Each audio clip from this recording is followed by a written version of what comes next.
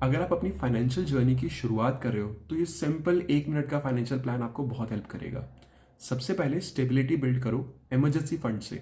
अगर सिंगल हो तो 6 महीने के खर्चे के बराबर अमाउंट इकट्ठा करो, अगर मैरिड हो तो 12, और अगर बच्चा भी है तो 18 महीने के बराबर का अमाउंट इकट्ठा करके उसे लिक्विड फंड, एफडी या डेट फंड में रखो।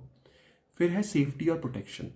प्रॉपर हेल्थ इंश्योरेंस लो, मिनिमम 10 लाख कवरेज का, और ये ध्यान रखो कि उसमें कोई रूम लिमिट पे कैप ना हो, और अगर हो तो रूम रेंट सफिशिएंट अमाउंट तक का हो, और पास्ट में उसका क्लेम सेटलमेंट रेशो 95% प्लस का हो। अगर आप पर कोई डिपेंड करता है तो टर्म इंश्योरेंस लो अपनी 20 गुना एनुअल इनकम का।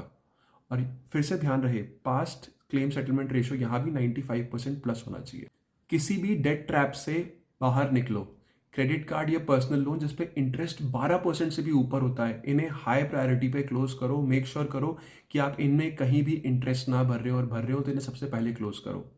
और साथ में इन्वेस्टमेंट भी शुरू करो, मिनिमम 10% अमाउंट से लेकर के 30-40% जितना। शॉर्ट टर्म गोल्स के लिए डेट फंड या एफडी को यूज करो, और लॉन्ग टर्म गोल्स के लिए इक्विटी म्यूचुअल फंड्स को यूज कर सकते हो। 3 से 4 इक्विटी म्यूचुअल फंड्स बहुत है। सबसे पहला निफ्टी 50 इंडेक्स फंड यूज करो, दूसरा है कोई भी फ्लेक्सी कैप फंड जैसे कि पराग पारिक या एचडीएफसी, और तीसरा मिड कैप फंड के लिए आप एचडीएफसी, मोतीलाल, एडेलवीस या निपॉन किसी का भी मिड कैप फंड ले सकते हो। एसआईपी से शुरू करो, और टाइमिंग से ज़्यादा कंसिस्टेंसी इंपॉर्टेंट है।